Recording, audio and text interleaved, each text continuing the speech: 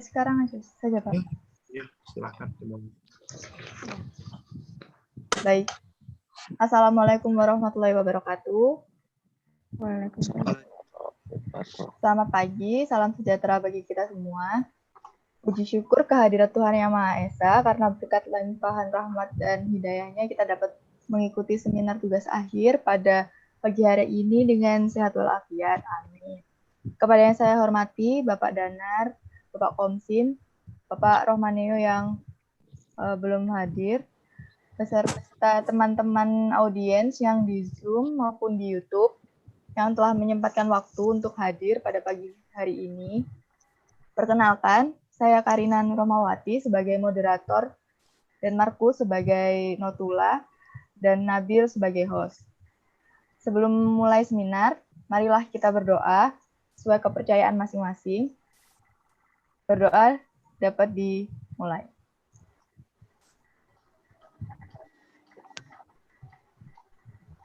Berdoa dapat dicukupkan. Baik, untuk susunan presentasi dimulai oleh yang pertama, Syafiqoh Ramania dengan judul penelitian identifikasi runtuhan dermaga pada dasar laut menggunakan bottom profiler dan side scan sonar.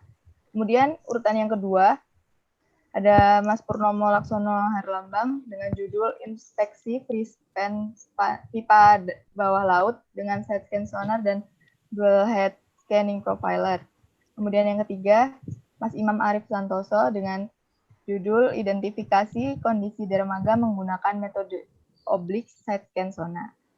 Waktu presentasi adalah 10-15 menit. Kemudian dilakukan sesi tanya jawabnya setelah 3 presenter mempresentasikan penelitiannya. Kemudian untuk sesi tanya jawabnya sendiri ada 2 sesi. Nanti yang sesi pertama 15 menit, kemudian jika ada yang bertanya lagi, tambah lagi 15 menit. Nanti di akhir acara, seperti biasa, akan ada door prize bagi pertanyaan yang terbaik. Itu. Dan ada sesi foto bersama. Maka dari itu nanti di akhir acara mohon diaktifkan videonya untuk foto bersama. Bagi teman-teman yang ingin bertanya, dapat menggunakan fitur raise hand atau menggunakan fitur chat setelah presenter mempresentasikan penelitiannya. Bagi yang belum absen, dipersilahkan absen yang ada di link, dan ada di poster linknya. Untuk mempersingkat waktu ya, berikut adalah pemaparan pertama dari Mbak Syafiqoh Ramania dengan judul identifikasi runtuhan dermaga pada dasar laut menggunakan sub-bottom profiler dan side scan sonar. Kepada Mbak Syafiqoh, apakah sudah siap? Baik, bisa dimulai Mbak. Silakan.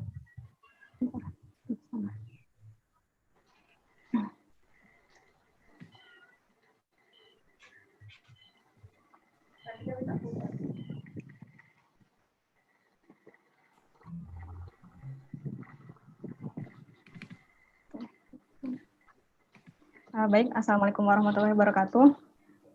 Selamat pagi, Pak Danar, Pak Komsin, serta Pak Neo sepertinya belum bergabung ya. Selamat pagi juga untuk teman-teman yang sudah datang. Terima kasih sudah menyempatkan hadir pada seminar kali ini. Langsung saja. Perkenalkan, nama saya Syafiqoh Rahmania, NRP 104 dari Angkatan 2016.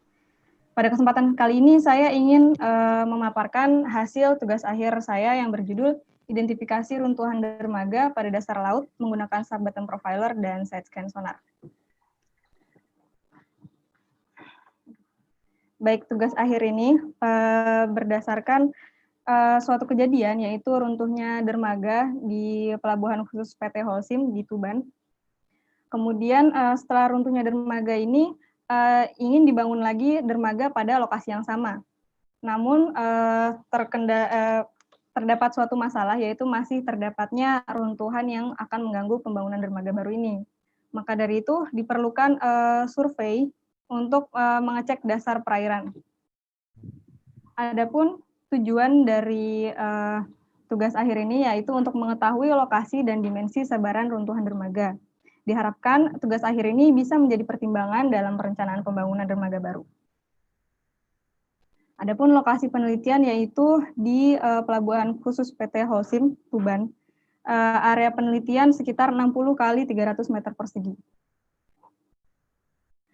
Kemudian data peralatannya ada Subbottom Profiler Sequest Strata Box, kemudian ada Garmin EcoMap.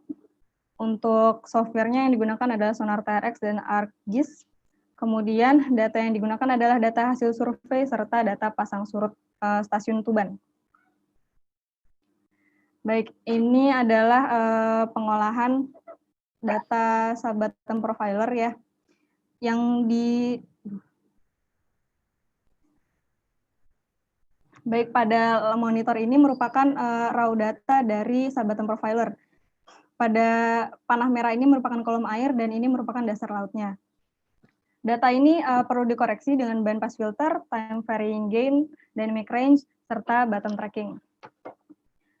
Bandpass filter fungsinya untuk mengeliminasi frekuensi yang tidak dibutuhkan, sehingga yang ditampilkan hanya frekuensi yang dibutuhkan saja. Gitu. Kemudian lanjut lagi ke time varying gain dan dynamic range.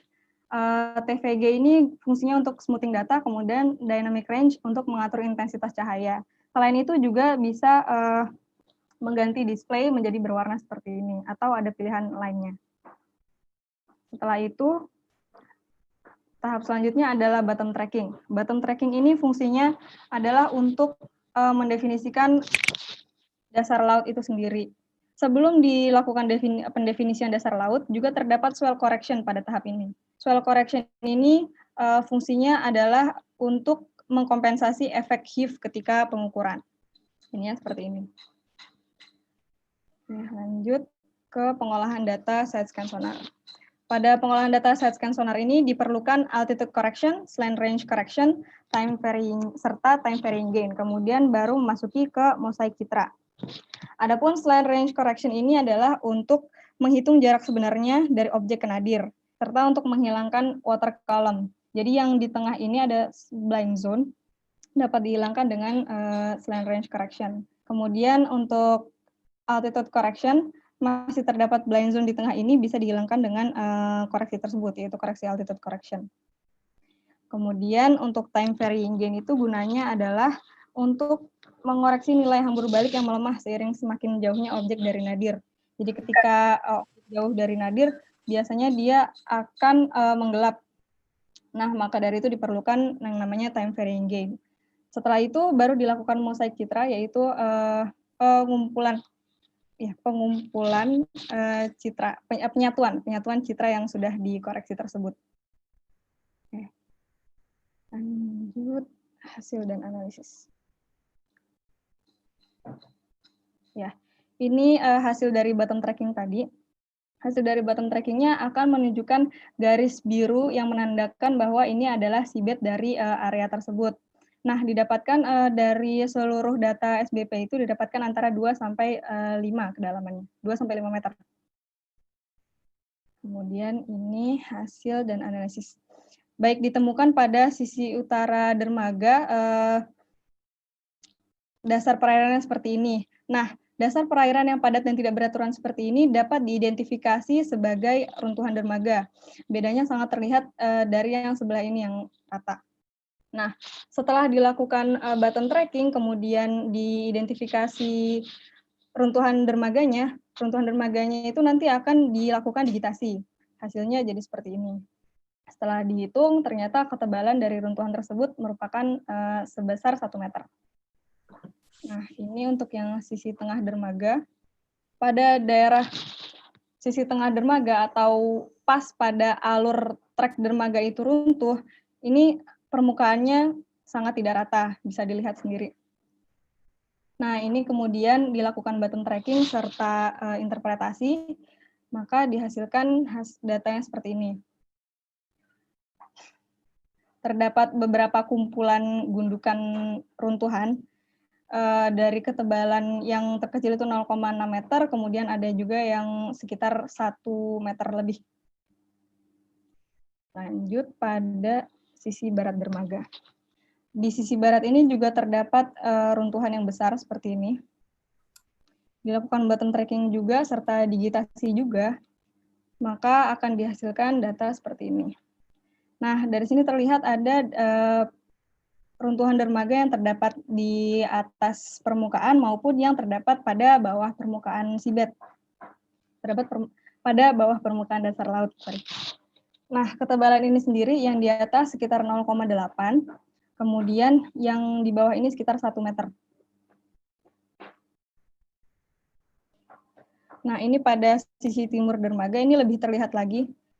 Di sini seperti ada permukaan yang keras yang menonjol yang dia memiliki kedalaman yang berbeda sendiri di antara yang lainnya. Nah, kemudian dilakukan bottom tracking dan digitasi, didapatkan seperti ini. Ini ketebalannya sekitar 0,8 sampai 1 meter.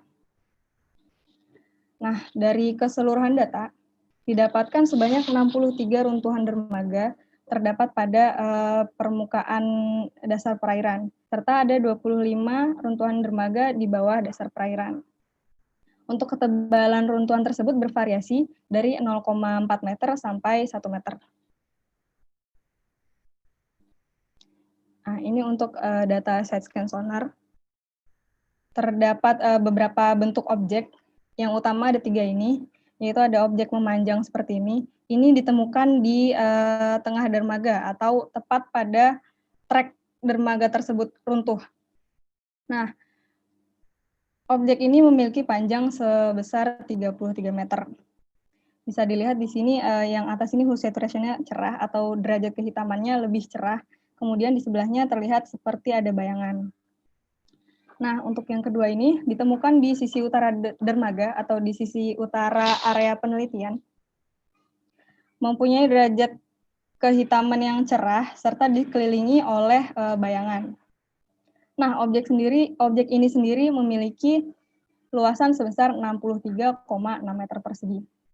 Kemudian ada pula objek seperti di yang ini, yang ketiga. Objek seperti ini banyak ditemukan di sisi barat dermaga. Permukaan ini terlihat seperti terdisturb atau ada derau. Nah, untuk objek yang kecil-kecil ini sendiri, yang memiliki derajat kehitaman gelap, memiliki luas sekitar 1 meter persegi.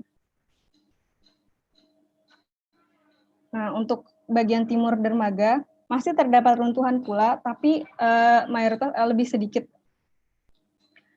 Pada bagian timur ini, hue saturation-nya sedang atau derajat kehitamannya sedang dengan adanya butiran-butiran seperti butiran pasir, begitu. Nah, untuk jenis sedimen diambil dari data lapangan pada tahun 2006, didapati bahwa area penelitian ini memiliki jenis sedimen pasir berlanau serta lempung berlanau. Baik, itu saja. Sekarang sudah selesai. Yang kesimpulan yang bisa saya dapatkan dari penelitian ini adalah yang pertama, lokasi penelitiannya merupakan termasuk perairan dangkal dengan kedalaman 2 meter sampai 5 meter. Kemudian untuk runtuhan dermaga yang berada di atas seabed terdapat 63, kemudian yang di bawah seabed ada 25. Kemudian ketebalannya dari 0,4 meter sampai 1 meter. Untuk interpretasi citra SSS didapatkan luasan runtuhan dari 1 meter hingga 63,6 meter persegi. Untuk sedimen pada area penelitian didominasi oleh pasir berlanau dan lempung berlanau. Adapun untuk saran, sebaiknya dilakukan dokumentasi berbasis tag location untuk validasi lokasi keberadaan runtuhan dermaga yang sebenarnya. Baik, itu saja dari saya. Terima kasih. Saya kembalikan ke moderator. Terima kasih Mbak Syafiko atas presentasinya. Untuk presenter kedua adalah Mas Purnomo Herlambang dengan judul Inspeksi Fishpan pipa bawah laut dengan side scan sonar dan dual head scanning profiler. Untuk Mas Ambang, apakah sudah siap? Ya, siap. Ya, baik. Silakan, Mas.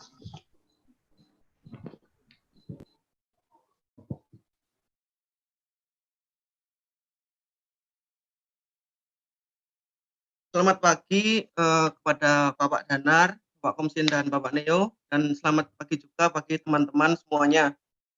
Sebelumnya perkenalkan, nama saya Purnomo Laksono Harlambang, NRP 65 dari angkatan 2016. Di sini saya akan mempresentasikan mengenai hasil tugas akhir saya yang berjudul Inspeksi Frispan Pipa Bawah Laut dengan Side Scan Sonar dan Dual Head Scanning Profiler. Pokok bahasan dari presentasi ini adalah latar belakang, tujuan dan manfaat, metodologi penelitian, hasil dan analisa, dan kesimpulan dan latar belakang dari tugas akhir saya yaitu Indonesia sendiri menempati posisi 24 dunia sebagai produsen minyak terbesar dunia dan nomor 3 di Asia Pasifik. Mengingat hal tersebut, maka perlu ada peraturan yang khusus mengenai operasi minyak dan gas. Menurut peraturan Menteri SDM RI nomor 18 tahun 2018 bab 3 disebutkan untuk setiap instalasi dan peralatan yang digunakan dalam industri minyak dan gas harus dilakukan inspeksi dan pemeriksaan keselamatan, termasuk di dalamnya adalah inspeksi frispan pipa. Frispan sendiri merupakan kondisi di mana pipa tidak memiliki tumpuan, hingga pipa tersebut menggantung bebas, dan terdapat gap antara posisi bawah pipa dengan survei inspeksi frispan dapat memanfaatkan instrumen hidroakustik, side scan sonar, dan dual head scanning profiler. Dari latar belakang tersebut, maka muncullah rumusan masalah, yaitu nomor 1, bagaimana jumlah lokasi dan dimensi frispan pipa bawah laut di lokasi penelitian dengan menggunakan dengan pengolahan data side scan sonar dan dual head scanning profiler. Nomor 2 adalah bagaimana peta hasil inspeksi bawah laut menggunakan data tersebut. Tujuan dari tugas akhir saya sendiri yaitu mengetahui jumlah, lokasi, dan dimensi, panjang dan tinggi frispan pipa bawah laut yang terdeteksi dengan data side scan sonar dan dual head scanning profiler. Yang selanjutnya menghasilkan peta inspeksi frispan pipa bawah laut di lokasi penelitian.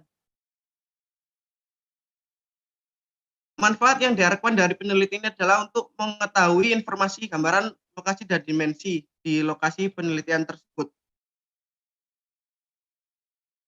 Mungkin bagi teman-teman yang belum mengetahui apa itu dual head scanning profiler, sebenarnya dual head scanning profiler sendiri prinsipnya mirip dengan multi beam echo sounder. Hanya saja dual head scanning profiler ini ditempelkan kepada ROV, dan ROV tersebut menyelam ke dasar laut untuk melakukan inspeksi frispan pipa bawah laut.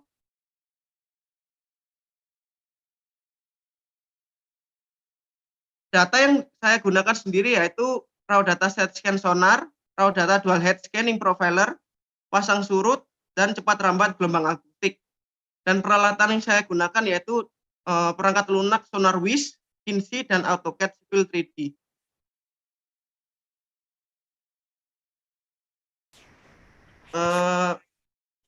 Metodologi penelitian yaitu pengolahan side scan sonar sendiri saya lakukan yang pertama adalah slantering correction. Koreksi ini bertujuan untuk menghilangkan water column yang berada di tengah citra dan mengkoreksi jarak sebenarnya dari objek yang terdapat di dekat nadir. Berikut adalah gambar perbedaannya. Yang kedua adalah koreksi time varying gain. Koreksi ini bertujuan untuk mengkompensasi perbedaan sound level yang terdeteksi antara daerah dekat nadir dan tepi citra, sehingga citra yang didapatkan memiliki warna yang sama.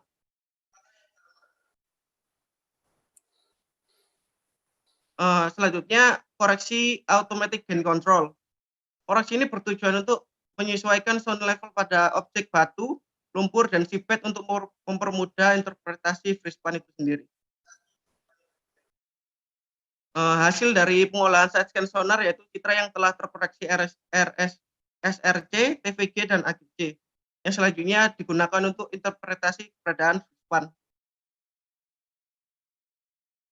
Hasil dan analisa pasang surut dihitung dengan metode least square dan didapatkan hasil 5 amplitude konstituen yang terlampir di layar, dan didapatkan nilai MSL sebesar 1,499 dan tipe pasut yaitu mix semi-diurnal. Mohon maaf Mas, interupsi. Mohon didekatkan mic-nya ke ini. Karena suaranya agak kurang jelas. Terima kasih. Selanjutnya ada hasil dan analisa cepat rambat gelombang akustik dan didapatkan rata-rata cepat rambat gelombang akustik sebesar 1543,68 meter per second dan minimum sebesar 1542,3 meter per second pada kedalaman 50,39 dan kecepatan maksimum yaitu 1545,49 meter per second pada kedalaman 1,3 meter. Untuk metodologi penelitian dual head scanning profiler sendiri yaitu interpretasi koordinat top of pipe sipet kanan dan sipet kiri menggunakan perangkat lunak Kinsey. Bisa dilihat dari gambar tersebut bentuk dari jika pipa tersebut tidak mengalami freeze span dan mengalami freeze span. Untuk panah berwarna merah sendiri menampilkan sipet bagian kiri, panah warna hijau menampilkan sipet bagian kanan, dan panah warna ungu menampilkan top of pipe. Dari data top of pipe sipet kanan dan sipet kiri tersebut, lalu diekspor untuk mendapatkan koordinat tersebut dan dilakukan plotting dengan menggunakan perangkat lunak AutoCAD. Dari bantuan perangkat lunak AutoCAD tersebut dapat diinterpretasi dimensi yaitu panjang dan tinggi dari freeze span tersebut. Lalu didapatkan sejumlah 47 freeze span dengan koordinat dan dimensi yang berbeda-beda. Lalu dari hasil side scan sonar dan plotting data dari dual head scanning profiler tersebut, dibuatlah peta inspeksi freeze span pipa bawah laut dengan 3 tampilan, yaitu plan view, longitudinal view, dan profile view seperti tampilan pada layar. Kesimpulan dan saran. Kesimpulan yang pertama yaitu didapatkan sejumlah 47 freeze span yang memiliki dimensi yang berbeda-beda. Yang kedua yaitu posisi freeze span pertama berada pada kilometer poin 0,06 hingga kilometer poin 0,072 dengan koordinat sebagai berikut. Dan freeze span terakhir berada pada kilometer 6,636 hingga kilometer poin 6,643 dengan koordinat sebagai berikut. Yang ketiga adalah dimensi freeze span terpanjang terdapat pada freeze span nomor 43 dengan panjang 42,109 meter dan tinggi sebesar 0,44 meter. Serta freeze span tertinggi terdapat pada freeze span 45 dengan tinggi 1,22 meter dan panjang 20,329 meter. Yang kesimpulan nomor 4 dari hasil inspeksi freeze span pipa bawah laut panjang 6,8 km tersebut dihasilkan 14 peta inspeksi freeze span pipa bawah laut yang berukuran A3 dan memiliki skala 1:2000. Saran yang pertama menggunakan data tambahan sebagai validasi dimensi freeze span pipa bawah laut yaitu visual video. Yang kedua, menghitung dan menganalisis dimensi maksimal freeze span pipa untuk menentukan tindak lanjut perawatan pada pipa tersebut. Terima kasih. Sekian presentasi dari saya. Untuk pertanyaan bisa berada pada sesi terakhir. Terima kasih. Baik, terima kasih Mas Purnomo. Untuk selanjutnya, presenter selanjutnya adalah Mas Imam Arif Santoso dengan judul Identifikasi Kondisi Dermaga Menggunakan Metode Oblique Side Scan Sonar. Untuk Mas Imam, apakah sudah siap? Sudah sepertinya. Baik, silakan Mas.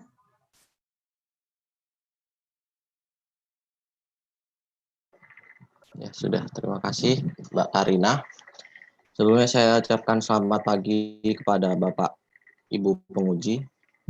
Jadi pada pagi hari ini saya akan mempresentasikan tentang sebenarnya tugas akhir saya yang berjudul Identifikasi Kondisi Dermaga dengan menggunakan metode Oblique Side Scan Sonar. Outline dari presentasi kali ini ada 5. Pertama, latar belakang, tujuan, kemudian metodologi, kemudian hasil dan analisa, dan saran. Dan yang terakhir ada kesimpulan dan saran. Langsung latar belakang. Jadi Indonesia merupakan negara kepulauan terbesar di dunia, yang itu berarti Indonesia memiliki luas lautan yang jauh lebih luas daripada daratannya. Oleh karena faktor tersebut, Indonesia memerlukan sektor pelabuhan yang dikelola secara baik dan juga efisien. Pelabuhan sendiri merupakan tempat yang terdiri dari daratan dan perairan, di mana dijadikan tempat bersandarnya kapal atau berlabuhnya kapal, yang di daerah tersebut terjadinya proses kegiatan bongkar muat barang maupun bongkar muat ataupun naik turunnya penumpang. Nah, di PT Pelabuhan Indonesia 3 sendiri atau Pelindo 3 adalah perusahaan yang bergerak dalam bidang jasa kepelabuhan ini. Nah, di PT Pelabuhan 3 ini banyak mengelola pelabuhan-pelabuhan besar yang salah satunya merupakan Pelabuhan Tanjung Perak yang terletak di Surabaya. Di Pelabuhan Tanjung Perak Surabaya itu memiliki banyak sekali terminal, di mana salah satunya merupakan terminal Nilam, yang merupakan terminal ini merupakan terminal multipurpose dan salah satu terminal dengan tingkat kepadatan kegiatan yang terjadi di terminal tersebut itu merupakan yang paling tinggi di Pelabuhan Tanjung Perak. Dari banyaknya kegiatan tersebut, tentu kita memerlukan pemantauan kondisi dermaga agar kondisinya itu agar selalu terjaga, sehingga tidak memberikan efek pada proses atau kegiatan yang terjadi di pelabuhan. Nah, dalam identifikasi kondisi dermaga tersebut, pada penelitian ini memerlukan pengamatan citra akustik, yang merupakan salah satu instrumennya adalah side scan sonar. Nah, di penelitian kali ini, posisi side scan sonarnya itu sedikit berbeda, di mana pada penggunaannya atau pada penggunaan transducernya, pemasangan transducer itu diputar 90 derajat, sehingga dalam kondisi horizontal atau menghadap ke samping, seperti pada gambar di sebelah kanan ini. Nah, kenapa hal ini dilakukan? Agar kita mendapatkan gambaran dari dinding dermaga tersebut, dari parameter hambur balik, dari struktur dermaga nantinya, yang nanti akan diinterpretasi secara kualitatif. Langsung ke rumusan masalah. Jadi rumusan masalah pada penelitian ini ada 2. Yang pertama, bagaimana cara penggunaan side scan sonar itu sendiri dalam mengidentifikasi suatu bangunan laut, atau di penelitian ini dermaga. Dan yang kedua, bagaimana dari kondisi dermaga itu sendiri di dermaga, yaitu dermaga Nilam di bagian timur di kawasan Pelabuhan Tanjung Perak. Batasan masalahnya ada 3. Yang pertama ada lokasi pengambilan, tentunya di dermaga Nilam yang terletak di Pelabuhan Tanjung Perak. Dan yang kedua, pengambilan citra diambil menggunakan Garmin EcoMap yang transducernya diputar 90 derajat. Dan yang terakhir ada identifikasi menggunakan interpretasi secara kualitatif, yaitu berdasarkan derajat kehitaman, bentuk, dan ukurannya. Untuk tujuannya, yang pertama ada mengetahui cara identifikasi itu sendiri menggunakan metode oblik. Dan yang kedua ada memberikan gambaran kondisi dari dermaga Nilam itu di kawasan Pelabuhan Tanjung Perak. Untuk manfaat ada 2. Yang pertama, dapat memanfaatkan dari data scan sonar untuk keperluan identifikasi kondisi dermaga dan memberikan informasi kepada perusahaan yang berwenang, yang di sini tepatnya di Pelindo 3, agar selanjutnya dapat digunakan sebagai dasar mengenai keperluan pengawasan dan perawatan nantinya. Untuk lokasi penelitiannya secara geografis terletak pada koordinat sebagai berikut. Untuk posisi pastinya terletak di Terminal Nilam, Pelabuhan Tanjung Perak, di bagian timur dari terminal Nilam. Perangkat keras yang digunakan ada 2. Yang pertama, yang utama adalah Garmin EcoMap 72 SV. Dan pada penelitian ini menggunakan frekuensi 800 kHz. Dan yang kedua ada kamera digital. Ini digunakan untuk mendapatkan data validasi. Untuk perangkat lunak ada 4. Yang pertama sonar TRX yang digunakan untuk mengolah raw data, kemudian ada global mapper yang digunakan untuk mozaik, dan ArcGIS yang digunakan untuk nanti layouting peta, dan MS Office di sini digunakan untuk pelaporannya. Untuk bahan seperti yang saya jelaskan sebelumnya ada dua, yaitu data setcan sonar dan data validasi, yaitu data foto dermaga. Berikut adalah diagram alir penelitiannya, dimulai dari identifikasi masalah, kemudian ada studi literatur, pengumpulan data, pengolahan data dibagi menjadi seleksi data, koreksi, validasi, mozaik, interpretasi objek, dan tahap akhir analisis data serta penyusunan laporan. Sedangkan untuk diagram alir pengolahan datanya adalah sebagai berikut. Dimulai dari pengumpulan data yang dibagi menjadi dua data SSS kemudian diseleksi, dan yang kemudian dikoreksi dari tiga bagian. Yang pertama altitude correction, slant range correction, time varying gain, dan setelah terkoreksi kemudian jadilah data SSS terkoreksi yang nantinya akan divalidasi coverage. Jika dirasa telah mengcover, kemudian kita lanjut ke tahap mozaik citra, jika tidak kita kembali ke seleksi data. Setelah itu jadilah citra akustik SSS yang nantinya akan divalidasi dan diinterpretasi menggunakan data dari foto dermaga. Jika validasi interpretasi tersebut dirasa benar, maka akanlah dilanjutkan menjadi analisis kondisi dermaga. Jika tidak, kembali lagi ke tahap pengumpulan data. Ke berikutnya adalah hasil pengolahan. Untuk hasil dari koreksi pada penelitian ini, yang pertama ada altitude correction. Koreksi ini dilakukan untuk mendapatkan nilai versicolor, di mana maksud dari koreksi ini adalah menghilangkan dari ini noise yang terletak pada nadirnya. Berikutnya ada slant range correction, di mana slant range correction ini digunakan untuk menghilangkan water column. Jadi di tengah ini ada water column, nah itu dihilangkan dengan koreksi slant range correction. Kemudian ada time varying gain. Time varying gain itu mengoreksi nilai dari nilai hambur baliknya dengan cara memasukkan parameter-parameter gain yang sesuai seiring dengan perubahan jarak objek terhadap nadir. Jadi semakin jauh itu semakin melemah. Jadi perlunya dikoreksi menggunakan time varying gain. Untuk mozaiknya ada sebagai berikut. Jadi setelah kita melakukan koreksi kemudian diekspor ke formatif yang kemudian dilakukan proses mozaik yang dilakukan di software Global Mapper. Nah, ke tahap interpretasi citra akustik. Di penelitian ini terdapat 3 yang kemudian diinterpretasi berdasarkan bentuk, ukuran bayangan, derajat kehitaman, tekstur, serta pola. Yang hasil interpretasi tersebut dijelaskan sebagai berikut ini. Yang pertama ada objek A. Objek A berbentuk persegi, ukurannya kecil ke sedang, sedangkan derajat kehitamannya gelap, pola dan tekstur halus dan teratur. Diinterpretasikan sebagai fitur lubang dengan koordinat sebagai berikut, dengan luas 1,6 meter persegi. Untuk posisi vertikalnya terletak 8,7 meter di bawah dermaga, di bawah dari atas dermaganya itu, dinding dermaganya. Untuk objek B itu bentuknya oval dengan ukuran sedang, derajat kehitamannya gelap, pola dan teksturnya kasar dan tidak teratur, dengan koordinat sebagai berikut, dengan luas fitur 1,9 meter persegi, dengan posisi kedalaman dari atas dermaga itu 6,7 meter.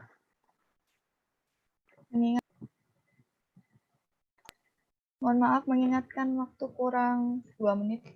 Ya, terima kasih Mbak. Untuk objek yang terakhir adalah bentuknya persegi, ukurannya kecil, derajat kehitaman yang gelap, pola dan teksturnya halus dan teratur. Fitur lubang ini terletak pada koordinat sebagai berikut dan memiliki luas 1,1 meter persegi dengan posisi kedalaman dari atas dermaga 7,23 meter. 7,023 meter.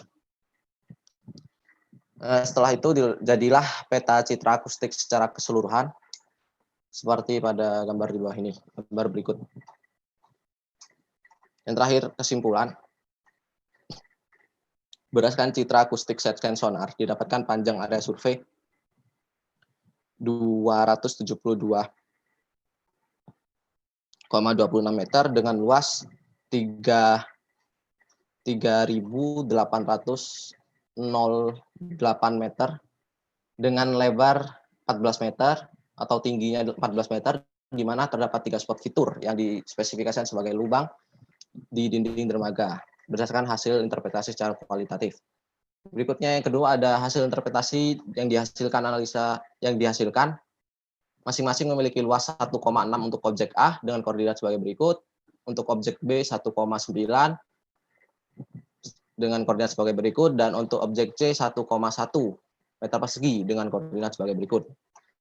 Kerusakan tersebut tergolong kerusakan kecil jika dibandingkan dengan dimensi dari dinding dermaga itu sendiri, sehingga tidak berpengaruh banyak terhadap kegiatan bongkar muat yang berlangsung di dermaga. Akan tetapi perlu adanya tindakan dari pihak perusahaan agar lubang tersebut tidak semakin parah di kemudian hari akibat erosi ataupun aktivitas yang terjadi di dermaga.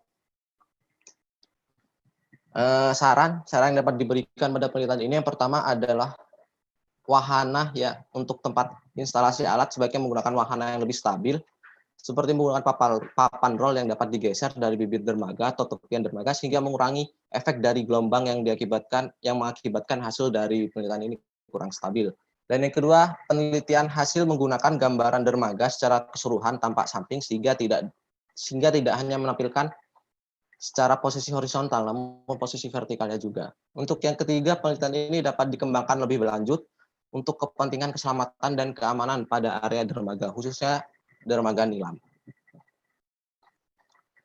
Berikut adalah dokumentasinya. Ya, terima kasih. Itu saja yang dapat saya sampaikan. Saya kembalikan lagi ke Mbak Moderator.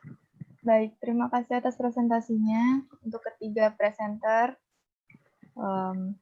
mungkin jika audiens ada pertanyaan, silakan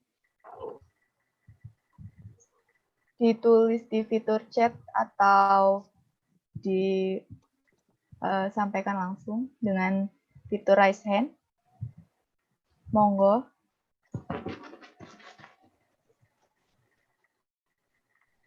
Ada hadiah untuk penanya terbaik di akhir acara.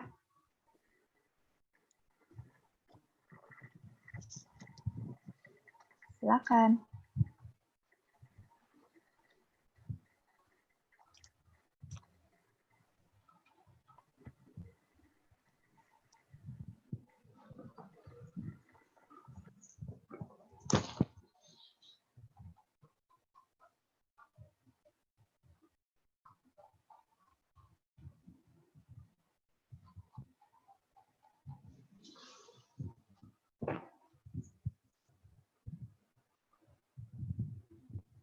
Bagaimana? Masih belum ada yang bertanya? Oh, ya, ada pertanyaan dari Mbak R.R. Nanda Aziza Oktavia untuk Mbak Syafiko. Bagaimana pengaruh derajat kehitaman terhadap identifikasi sedimen yang diambil secara grab sampler? Mohon dijawab, Mbak. Silakan. Baik, terima kasih Mbak RR. Untuk data yang saya pakai adalah data sekunder dari dengan metode sampel bore, sama aja sebetulnya. Untuk identifikasinya ya. Jadi kalau misalnya derajat kehitamannya gelap, berarti gelombang dari alat tersebut tidak terpantulkan dengan maksimal. Nah, dengan begitu berarti objek pada dasar laut lebih lunak. Kemudian dari dari data sampel itu sendiri juga sudah diklasifikasikan pada titik itu jenis sedimennya apa. Kemudian dicocokkan dengan data yang kita punya.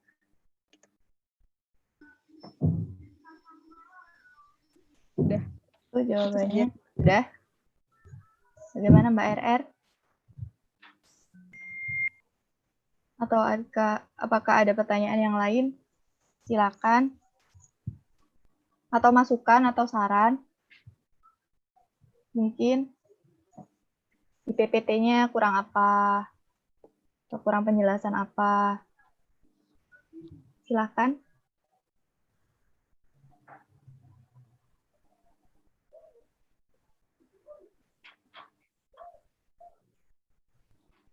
Nah, Ini ada pertanyaan lagi yang kedua dari Mbak Loli Kurnia Naibaho untuk Mas Ambang. Setahu saya terdapat TA kakak tingkat yang juga membahas inspeksi pipa, MES, dan SSS. Apa perbedaan dengan TA saudara? Seperti itu. Silakan dijawab. Saya akan menjawab dari pertanyaan Mbak Loli. Untuk TA kakak tingkat sendiri, untuk interpretasi dimensi frispan-nya sendiri hanya menggunakan data side scan sonar. Sedangkan saya untuk dimensinya sendiri menggunakan data dual head scanning profiler, di mana data dual head scanning profiler sendiri memiliki ketelitian yang lebih bagus, sehingga menghasilkan inspeksi yang lebih baik. Seperti itu, Pak Loli. Baik, sudah Mas? Ya. Sudah.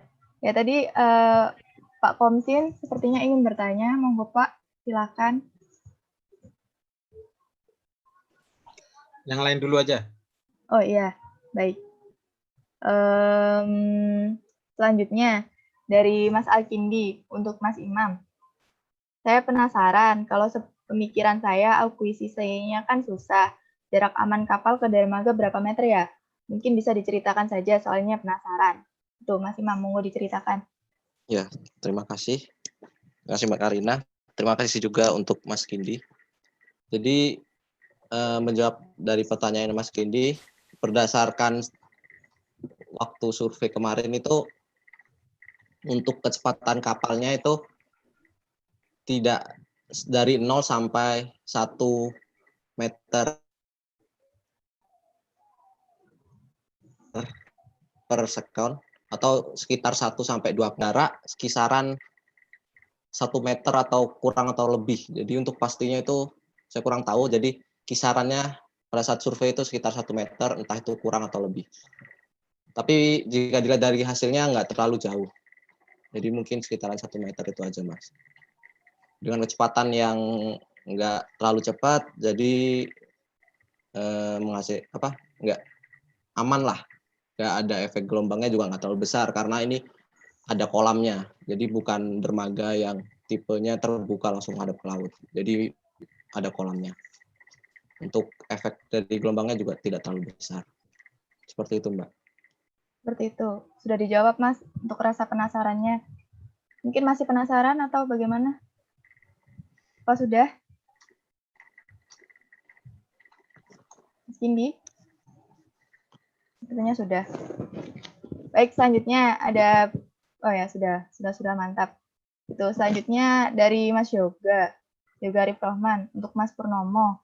Apa perbedaan single head scanning profiler dengan dual head? Silakan, Mas. Ya, saya akan menjawab pertanyaan dari Mas Yoga. Perbedaan dari single head dan dual head adalah dari dual head sendiri itu menggunakan istilahnya dua multi beam untuk mendapatkan izin share screen moderator. Ya, silakan.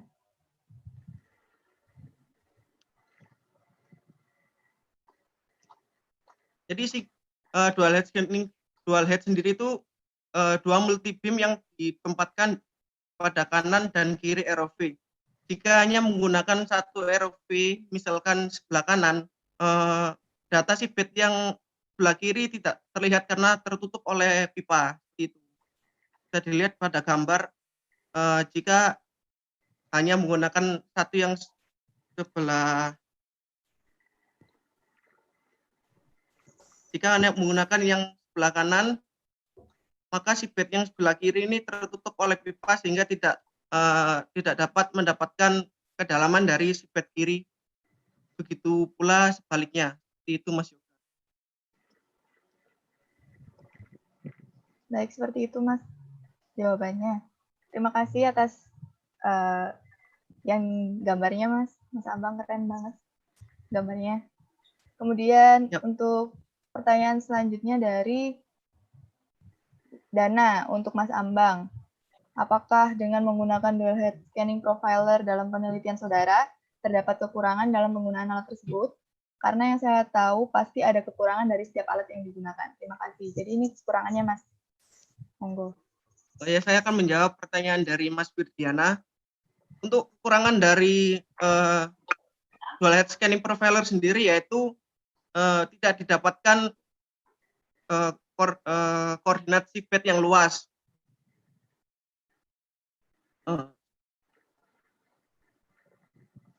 Bisa dilihat dari sini alat dual head scanning profiler sendiri hanya mendapatkan topografi seabed pada pipa dan sekitar pipa. Jika menggunakan multi beam echo sounder dapat mendapatkan topografi laut yang luas. Seperti itu. Dan kekurangan yang kedua adalah juga penggunaan ini mahal karena terdapat orang yang menggerakkannya. Kalau multi beam hanya dimounting pada kapal saja. Jadi tidak perlu orang untuk menggerakkan ROV. Baik, begitu perjawaban dari Mas Ambang untuk dari Mas Dana. Atas pertanyaan Mas Dana. Ya, ini ada lagi ternyata pertanyaan dari Mbak Irena. Untuk Mas Imam. Apakah waktu akuisisi tidak bersamaan dengan waktu standar kapal besar lain di dermaga? Bagaimana, Mas? Ya, terima kasih pertanyaannya untuk Mbak Iren. Jadi pada saat itu kan dermaga Nilam ini memiliki panjang yang cukup panjang. Untuk pastinya sekitar 500 meter kalau nggak salah. Nah, pada saat survei itu jadi memilih tempat yang tidak ada kapalnya terlebih dahulu.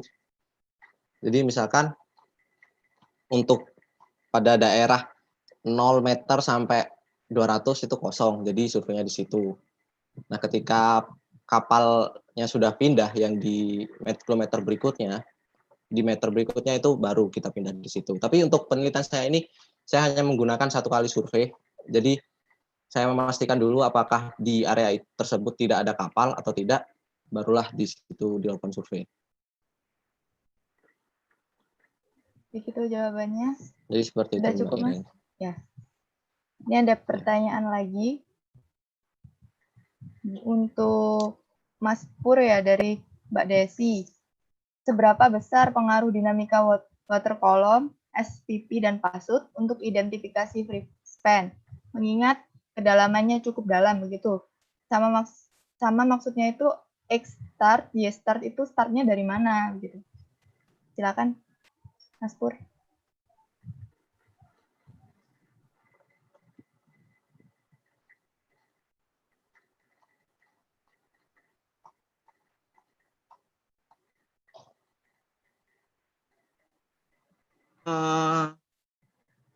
Saya akan menjawab dari pertanyaan Mbak Desi, seberapa besar pengaruh dinamika water column untuk identifikasi free span.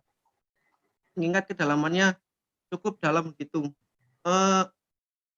Untuk pengaruh SPP dan pasut sendiri, kalau pasut itu untuk mendapatkan data kedalaman yang sebenarnya. Karena kebetulan pada waktu survei dual head scanning profiler sendiri ini dilakukan waktu hingga 4 hari atau 96 jam. Sehingga koreksi pasut tersebut sangat diperlukan untuk mendapatkan kedalaman pipa yang kontinu. Untuk SPP sendiri, dalam penelitian ini tidak terlalu karena jarak dari dual head ke pipanya sendiri kecil seperti itu. Karena efek dari SPP sendiri itu biasanya terlihat pada kedalaman 2 km atau lebih, yang mengakibatkan data yang diambil itu topografinya seperti melengkung ke atas atau melengkung ke bawah, seperti itu, Mbak Desi. Seperti itu, Mbak Desi, penjelasan dari Mas Purnomo. Bagaimana?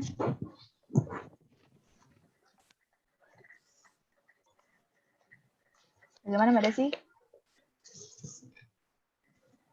Sepertinya sudah.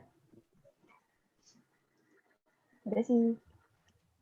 Oh, yang satu belum dijawab, Mas. Start itu startnya dari mana? Oh, start itu maksudnya koordinat free span pertama. Jadi kan free span sendiri kan memiliki awal dan akhir. Nah, start itu maksudnya koordinat awal free span, seperti itu Mbak Desi. Begitu Mbak Desi. Apakah sudah terjawab Mbak Desi?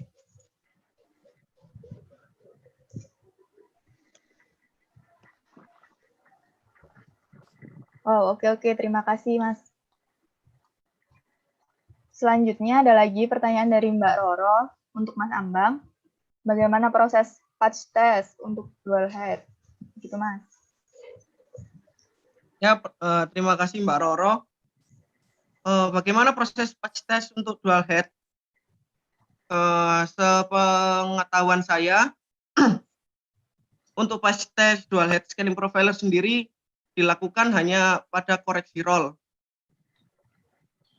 Mengapa? Karena pada ROV-nya sendiri itu sudah terdapat tempat untuk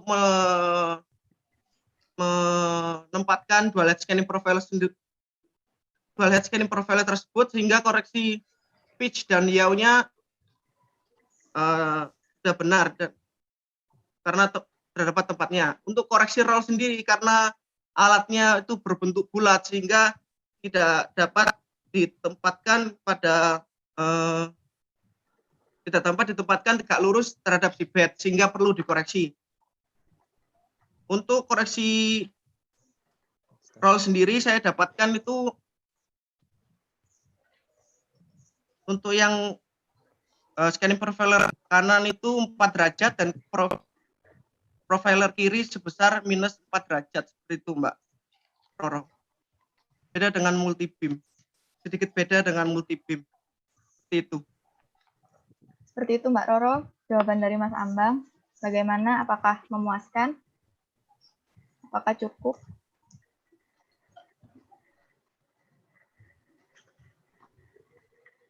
Mbak Roro. Cukup Mbak. Oh ya sudah cukup. Berarti untuk yang pertanyaan sesi pertama bisa dicukupkan. Monggo yang mau bertanya lagi mungkin. Masih ada? Oh, pertanyaan lagi ini dari Mas Kindi. Masih ada ternyata. Untuk Mas Pur. Ini juga karena penasaran, kenapa lokasinya dirahasiakan? Kenapa, Mas? Yang pertama, terima kasih Mas Alkindia atas pertanyaannya. Kenapa lokasi dirahasiakan? Ini atas permintaan dari PT Pagio sendiri. PT Pagio sendiri adalah tempat saya mengerjakan tugas akhir ini. Tujuan dari dirahasiakannya lokasi tersebut adalah untuk menjaga kerahasiaan pemilik pipa agar data tersebut tidak diketahui oleh perusahaan lain. Seperti itu Mas Alkindi. Seperti itu Mas Alkindi. Bagaimana?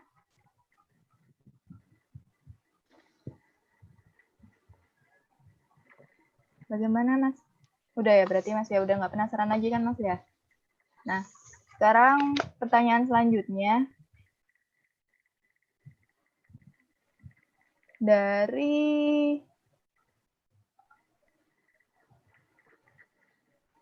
Desi. Dari Adit Nugraha, dari Mas Adit Nugraha.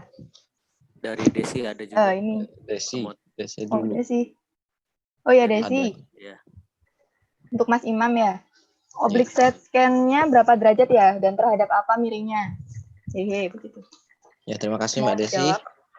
Jadi untuk miringnya berapa derajat itu 90 derajat. Kenapa? Karena itu ada pengaruhnya ke nanti koreksi slant range. Karena di koreksi slant range itu ibaratnya kita yang dihitung itu merupakan jarak datar. Jadi jika nanti pengambilan posisinya itu miring, atau tidak tegak lurus terhadap objek, itu jarak yang diambil bukan jarak datar.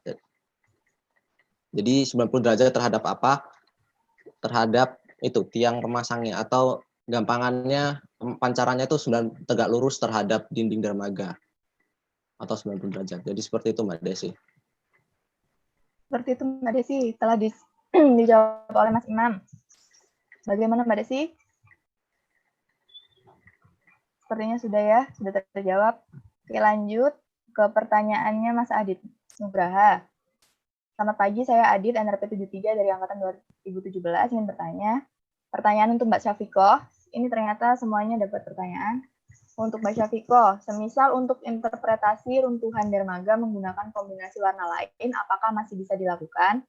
Terus untuk pertanyaan untuk Mas Imam, pada hasil mosaik raw data terdapat warna yang lebih gelap daripada yang tengah. Hal tersebut menandakan apa?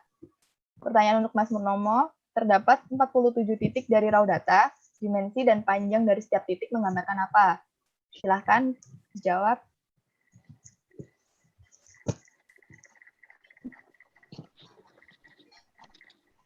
Mbak Karina nih dari saya dulu ya, Mbak? Iya, boleh monggo, silakan. Dari siapa? Oke, terima kasih Mas Adit. Jadi dengan mengganti kombinasi warna ini tetap bisa dilakukan interpretasi. Malah terkadang mengganti kombinasi warna, misalnya kan awalnya grayscale, dari grayscale menuju rainbow. Nah, ketika di rainbow itu malah bisa diinterpretasi, kadang seperti itu. Jadi mengganti kombinasi warna ini terkadang mempermudah interpretasi. Gitu. Terima kasih. Seperti itu. Silakan Mas Imam. Ya, terima kasih Mbak Karina. Terima kasih juga pertanyaannya untuk Mas Adit. Jadi saya izin share screen. Pada mosaic raster itu kan penggabungan. Nah, di sini tuh data yang dimaksud yang bagian atas ini yang ada hitam-hitamnya ini sebenarnya dia itu merupakan data yang pantulannya itu di atas permukaan air. Jika digambarkan tuh mungkin sebagai kayak gini. Kalau digambarkan. Nah, ini ada dinding dermaga. Di sini ada kapalnya. Ini sebentar ya. Ini transducernya. Nah, pancarannya itu kan gini.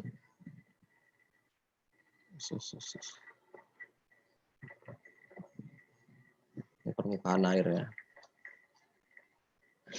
Kurang jelas ya. Jadi gampangannya jadi yang data yang hitam-hitam ini itu merupakan data yang dia itu di atas permukaan air. Jadi tidak ada pantulannya kembali. Jadi dia tidak ada pantulan dari suatu objek sehingga data hambur baliknya itu nol atau terlihat seperti gambar ini gelap. Seperti itu, Mas. Gimana Mas Adit? Apakah menjawab? Bagaimana Mas? Apakah menjawab? Nah, untuk pertanyaan selanjutnya, monggo Mas Purnomo untuk dijawab. Ya, terima kasih Mas Aditya Nugraha untuk pertanyaannya. Terdapat 47 titik dimensi. Menggambarkan apa? Jadi, prispan sendiri tersebut digunakan untuk inspeksi ketahanan pipa. Jadi terdapat hitungan yang dihitung oleh anak teknik lautan atau anak teknik mesin untuk mengukur batas maksimal dimensi yang diperbolehkan. Sehingga untuk perusahaan sendiri memiliki data tersebut. Sehingga kita kalau setahu saya sebagai geodet itu inspeksi dimensi untuk mengetahui panjang dan tinggi dari prispan tersebut, sehingga dapat diketahui prispan mana yang perlu dilakukan perawatan dan prispan mana yang tidak perlu dilakukan perawatan. Seperti itu Mas Aditya Nugraha. Seperti itu Mas Aditya Nugraha, apakah 3 jawabannya dapat diterima? Kemudian untuk ini ada pertanyaan pertanyaan dari Mas Nabil untuk Mas Purnomo. Yang pertama, jarak antar transducer yang dipasang di ROV berapa? Kemudian yang kedua, dan untuk frekuensi yang digunakan pada dual head sendiri berapa? Mengingat jarak antar ROV ketika cukup dekat. Tanda tanya. Bagaimana, Mas? Terima kasih Mas Nabil atas pertanyaannya. Pertanyaan pertama, jarak antara transducer yang dipasang di ROV berapa? Untuk jarak antar scanning profiler sendiri sekitar 1 meter, Mas. Dan untuk pertanyaan kedua, dan untuk frekuensi yang digunakan berapa? Frekuensi yang digunakan scanning profiler sini adalah 1,1 MHz. Frekuensi tersebut cukup tinggi dan cocok digunakan untuk pengukuran jarak dekat seperti penelitian saya. Itu Mas Nabil. Itu Mas Nabil. Apakah sudah menjawab dua-duanya?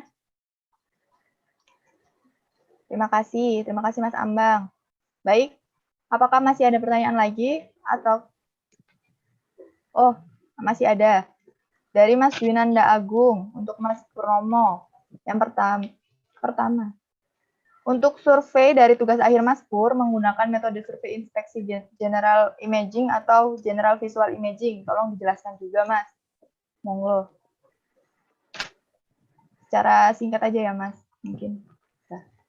Ya, terima kasih atas pertanyaannya. Ya. Untuk survei tugas akhir, apakah menggunakan metode inspeksi general atau visual imaging? Di sini saya menggunakan keduanya sepertinya, Mas. Karena scanning profile sendiri, karena CAT scan sendiri mendapatkan general imaging dan visual imaging didapatkan dari scanning profiler. Sudah, Mas. Sudah, Mas Winanda, bagaimana? Itu pertanyaan nomor 1. Apakah masih ada nomor 2 atau bagaimana?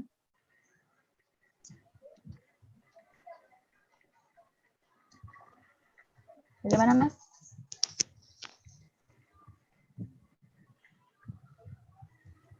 Oh, sudah katanya. Oh ya, sudah. Baik. Masih ada pertanyaan atau bagaimana? Tapi sebelum itu, mungkin kepada Bapak dosen, Bapak-Bapak dosen, Bapak Komsin, Pak Danar, Pak Neo, mungkin ada masukan atau saran atau pertanyaan mungkin. Monggo Pak, silakan.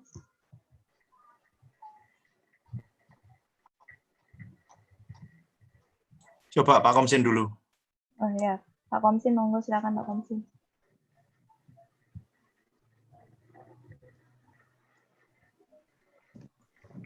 Ya, terima kasih. Assalamualaikum warahmatullahi wabarakatuh. Waalaikumsalam warahmatullahi wabarakatuh. Sudah banyak pertanyaan sebenarnya. Cuma saya mau tanya ke Mbak Safiko aja lah. Jadi presentasinya Mbak Safiko itu di bagian mana tadi ya? Tengah sama bagian itu koordinatnya kok sama ya? Yang mana Pak? Bisa saya share screen dulu sebentar? Ya, silakan. Di hasil dan analisa di sisi utara dermaga dan sisi tengah dermaga itu koordinatnya sama, cuma gambarnya berbeda.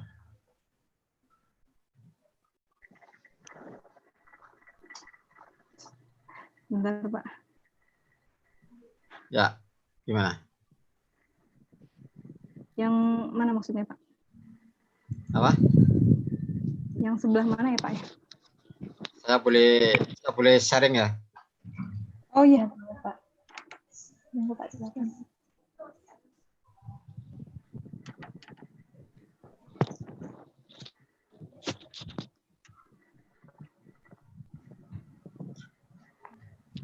Kelihatan nggak? Oh iya Pak. Kelihatan. Nah, ini kan sama nih koordinatnya nih. Iya. Ini sisi utara, ini sisi tengah. Kenapa kok koordinatnya bisa sama? Sepertinya salah catat, Pak. Oh, salah catat. Iya. Oke. Kemudian berikutnya saya mau nanya, artinya warna-warna hitam sama putih ini apa ya? Ini ada yang hitam pekat, ada yang putih, terus ada yang putih hitam itu interpretasinya seperti apa ya? Ya. Baik, Pak. Setahu saya, itu kalau misalnya permukaannya benar-benar pekat, itu berarti dia lunak. Tapi ini kalau untuk gambar yang ini, Pak, atasnya itu terang. Nah, berarti dia padat. Nah, kemudian untuk yang bawah itu berarti dia, apa ya namanya? Seperti, apa namanya, kalau nggak salah multi shot, Pak. Jadi dia direkam ulang begitu. Itu hanya permainan warna Tapi saja kalau atau misalnya, gimana, Pak? itu hanya permainan warna saja atau sebenarnya ada informasi di situ? Artinya apakah kita bisa mengubah warna itu? Artinya misalkan yang warna hitam ini saya ubah jadi warna kuning, atau yang warna putih ini saya ubah jadi warna merah, itu bisa. Kalau intensitas dia tidak akan berubah, tapi kalau warna bisa berubah. Kalau warna hitam ini, itu intensitasnya artinya kuat atau lemah? Seharusnya kuat, Pak, karena itu memang sudah terlihat jelas dari bentuknya, itu kan berbeda dari sibet yang lainnya. Artinya kalau intensitas kuat berarti dia bendanya keras. Keras, ya.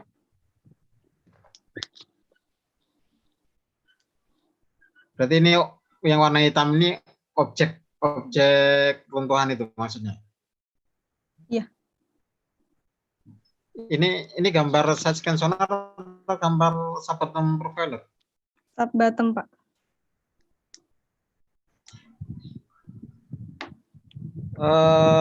Si bottomnya sebelah mana nih? Ini ya si bottomnya. Iya.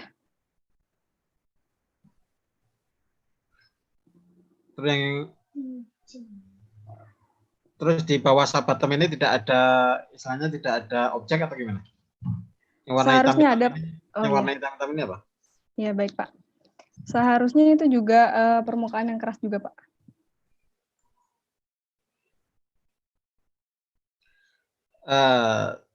Penelitian ini kan menggunakan dua data ya, data side scan sonar dengan data subbottom profiler gitu ya. Ada nggak gambarnya yang overlay antara data side scan sonar dengan data subbottom profilernya? Maksudnya gini, kalau misalkan tadi kalau misalkan di sini dikatakan ada objek, di sini ada objek, atau di bawah subbottom itu ada objek, itu kalau di overlay dengan side scan sonarnya bener nggak ada objek atau enggak gitu? Ya, baik, Pak. Sampai saat ini belum ada, Pak. Nggak ada. Jadi ya.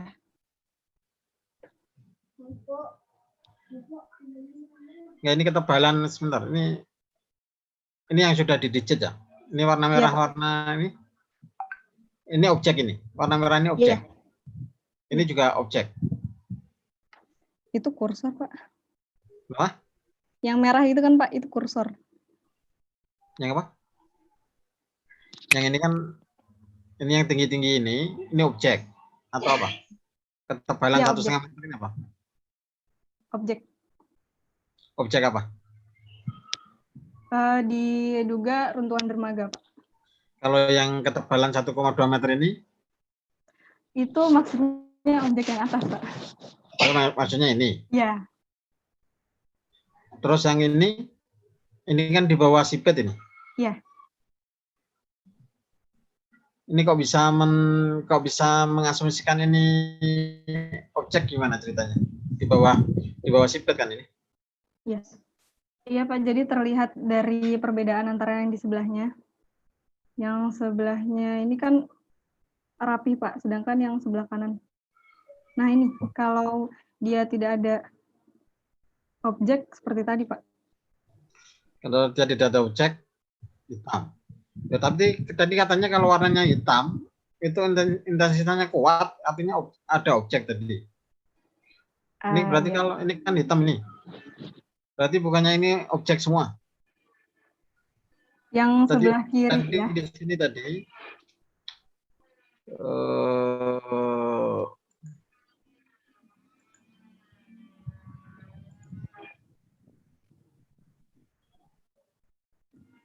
nah, ini kan ada objek hitam. Ya, hitam ini kan objek ya. Katanya ini kan intensitasnya kuat diwakili dengan warna hitam. Ya enggak? Tapi kenapa yang ini sama-sama warna hitamnya? Nah, ini kan hitam pekat juga. Kenapa ini bukan objek? Kenapa objeknya di sini? Ya. Baik, Pak. Mungkin saya salah memahami untuk pemahaman warnanya. Tapi kalau dari bentuk itu bisa dibedakan, Pak. Jadi kalau misalnya saya bingung. Kalau dilihat dari intensitasnya, itu intensitasnya berapa? Yang warna hitam daerah sini intensitasnya berapa? Yang sini intensitasnya berapa? Kurang tahu, Pak. Apa? Kurang tahu, Pak. Mungkin Jadi, nanti saya lihat di softwarenya. Di softwarenya nggak kelihatan berapa nilai intensitasnya? Seingat saya enggak. Nggak, saya khawatirnya apa ya? Saya agak sedikit bingung juga. Kamu di sini menyatakan bahwa warna hitam itu lumpur, tidak objek. Tapi warna hitam yang ada di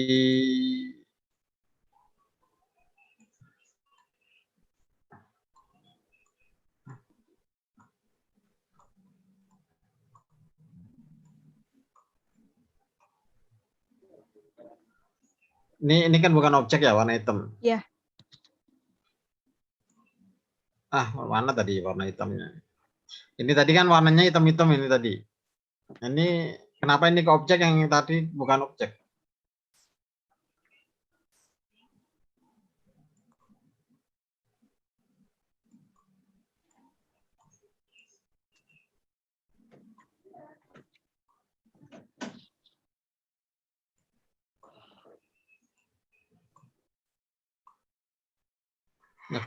Agak susah ngepaskinnya, nyarinya tadi di mana ya? Jadi pokoknya gitu aja lah. Iya. Ya mungkin itu aja dari saya. Terima kasih. Terima kasih Pak Komsin. Terima kasih Pak Komsin atas pertanyaan dan sarannya. Mungkin untuk Pak Danar. Monggo Pak. Ya, terima kasih Mbak Karin. Nah, mau tanya ke Mas Purnomo, coba dijelaskan lagi tadi tentang patch test menggunakan dual head untuk roll, pitch, dan yaw, serta time delay-nya seperti apa?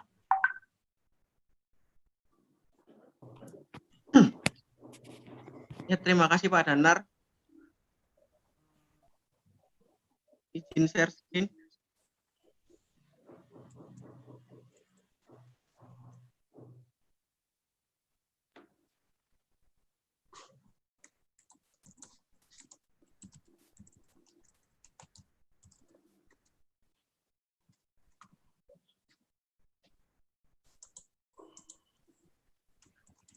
Kalau pengetahuan saya sampai hari ini, dual head scanning profile sendiri hanya dilakukan koreksi roll, Pak.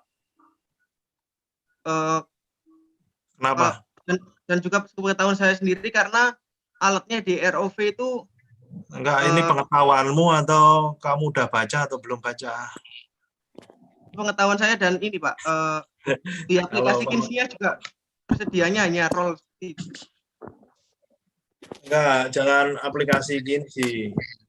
Apakah pitch enggak ada? Apakah pitch diabaikan atau apakah yaw juga diabaikan? Apakah time delay-nya juga diabaikan sehingga saudara cuma mengoreksi row saja. Kalau sejauh pemeriksaan saya ini masih diabaikan Pak, hanya koreksi roll saja. Nah, coba saudara baca lagi ya nanti. Iya Pak. Nah, di papernya Hughes Clark dan lupa saya, ada itu. Bagaimana cara patch test dengan dual head scanning sonar atau dual head multi beam ya. Bukan cuma roll aja, semuanya dikoreksi itu. Ya. Ya Pak. Terima kasih atas informasi. Baik Pak Danar, terima kasih atas pertanyaannya. Apakah cukup Pak? Cukup, saya cukup. Oh iya. Untuk Pak Neo, monggo. Mungkin ada pertanyaan atau saran. Pertanyaan sedikit aja Mbak Karina untuk Mbak Safiko. Ini gampang aja sih Mbak. Saya boleh dijelaskan warna-warna di dua datamu dari side scan sama SPP itu bisa dijelaskan nggak merepresentasikan apa warna-warnanya? Bedanya di mana? Dari SPP itu terang itu kenapa, gelap itu apa, kemudian kalau dari side scan sonar itu ada yang cerah, kemudian ada yang gelap, itu artinya apa? Sebentar Pak. Oh, yang ini deh.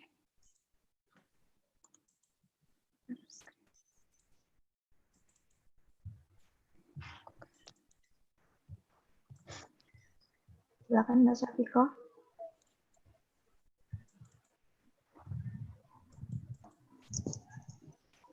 Iya Pak, berarti ini kan udah gitu ya. Nah, sebetulnya setahu saya begitu. Kalau misalnya gelombang akustik ketika dia tidak terpantulkan maka akan diserap oleh dasar laut itu sendiri. Makanya warnanya menjadi hitam seperti ini. Nah, saya memang juga masih sedikit bingung ketika menginterpretasikan warna begitu. Akhirnya saya lebih sering menggunakan interpretasi dengan bentuk. Terus juga saya juga dibantu dari koreksi bottom tracking itu sendiri. Bottom tracking itu kan untuk mendefinisikan si dasar laut. Jadi ketika ada suatu permukaan yang tidak terdefinisi dasar laut, berarti itu kemungkinan besar adalah runtuhan dermaga gitu. Nah, kalau untuk yang ini, kalau yang dimaksudkan Bapak Neo perbedaan warna yang ini adalah hasil digitasi, Pak. Setelah didigitasi, ada yang namanya ISOPEC itu untuk apa ya? Mengukur nilai nilai yang terkubur, nilai kedalaman yang terkubur di bawah permukaan dasar laut, gitu. Kalau misalnya untuk yang setelahnya kan berwarna merah, ini saya cuma mau membedakan aja, Pak. Gitu.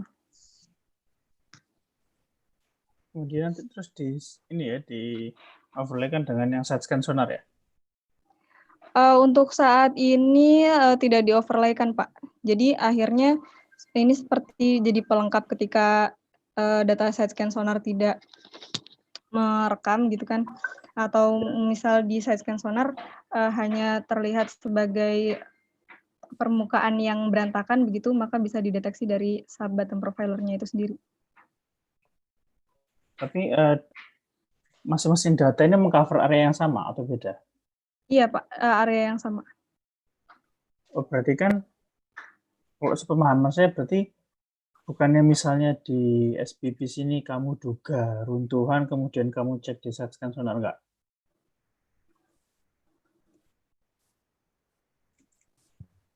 Halo? Gimana Pak? Ya. Nah, enggak, maksud saya, kalau menurut pemahaman saya tadi, saya kira misalnya kamu menduga sebuah runtuhan itu terdeteksi di data SPP, terus kamu kemudian cek dengan side scan sonar, apakah benar dua-duanya mengkonfirmasi bahwa itu sebuah benda atau runtuhan atau enggak, gitu kan? Iya, bisa begitu Pak. Berarti sebenarnya harusnya dua data ini masing-masing mengcover area yang sama dan kamu overlay kan nggak?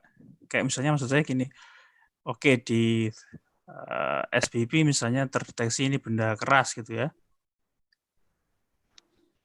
Kemudian di side scan sonar juga permukaan yang tidak beraturan, maka kemudian kamu asumsikan sebagai reruntuhan gitu toh? Enggak? Iya. Tapi tadi nggak di overlay kan berarti? Atau gimana? Sampai saat ini belum, Pak. Oke, berarti kalau itu dari kesimpulan mendeteksi reruntuhan itu berdasarkan data yang mana sebenarnya? Gimana, Pak? Halo? Ya. Ya, maksud saya gini, kamu menyimpulkan bahwa di situ ada reruntuhan dari data yang mana referensinya? Sampai sejauh ini kedua data itu saya gunakan, Pak. Dari yang Sabatem maupun SSS. Oke, berarti kalau salah satu misalnya di side scan sonar tidak terlihat sebagai reruntuhan, tapi di SBP terdeteksi itu benda keras, dianggap reruntuhan apa enggak? Iya. Berarti SBP yang lebih dipakai. Oh iya, Pak. Yang lebih saya percaya data SBP. Oke, kalau gitu. Berarti sebenarnya masih mengacu juga sama pertanyaan Pak Komsun yang tadi ya? Yang masih rancu untuk objek, deteksi objek keras lunaknya tadi ya? Yang di warna hitam dan ya. Oke, gitu aja. Makasih. Nah, terima kasih Pak. Terima kasih atas saran dan pertanyaannya, Pak Neo. Ya, mungkin ini ada pertanyaan lagi terakhir, mungkin dari Mas Dana. Panjang sekali ini pertanyaannya. Saya Wiryadana dari ENRP 077 dari Angkatan 2017 ingin mengajukan pertanyaan untuk Mas Imam. Tadi disebutkan bahwa gambar yang berwarna hitam tidak memiliki nilai atau memiliki nilai 0.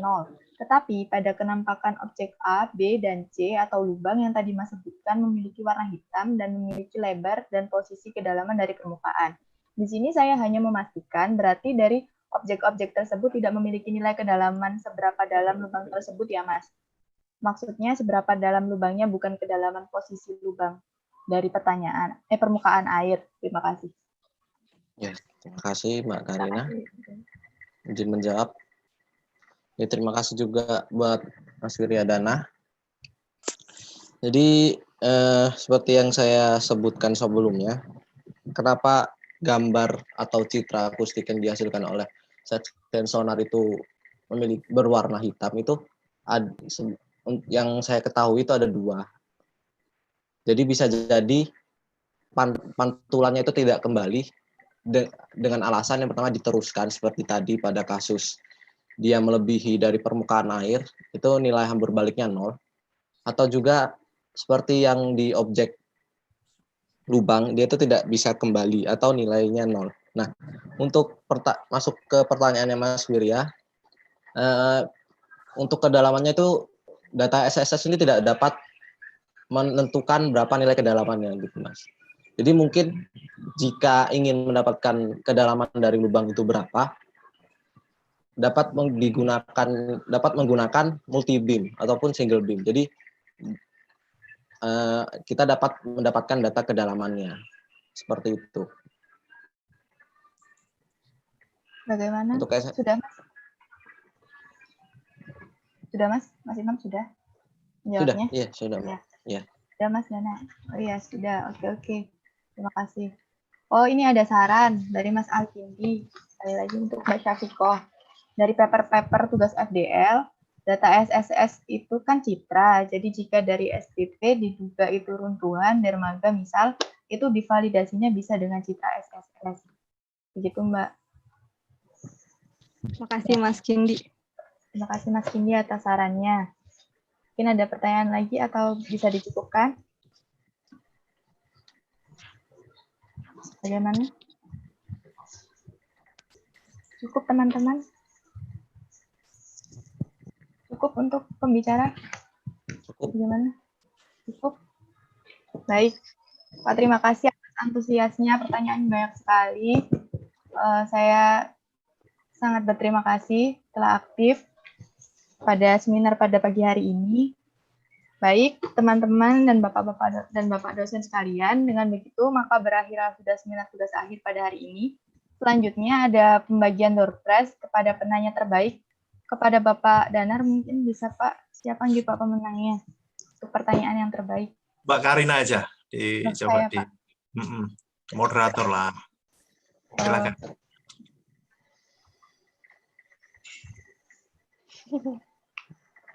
Sebentar, Pak. Jangan pertanyaannya Pak Komsin atau Pak Neo ya. Ya, Pak. Ya.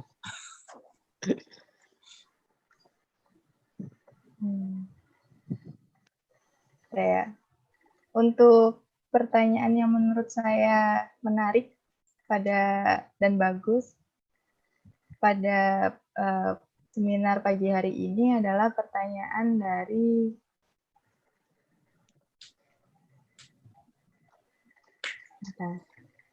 maaf.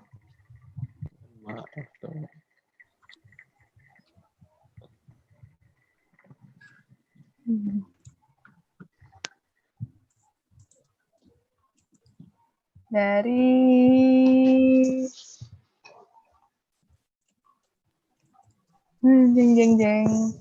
bentar.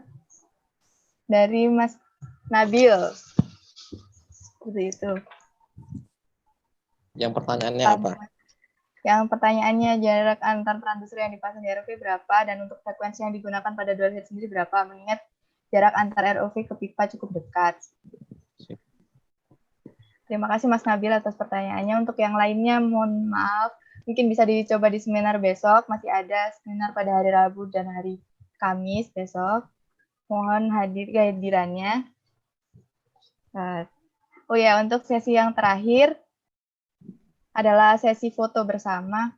Mungkin bisa dinyalakan videonya sekarang untuk saya screenshot. Mohon dinyalakan ya.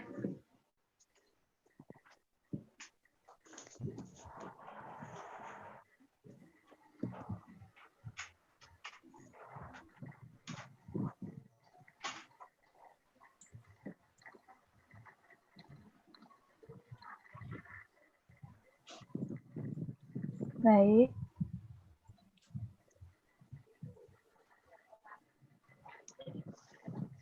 Sudah dinyalakan?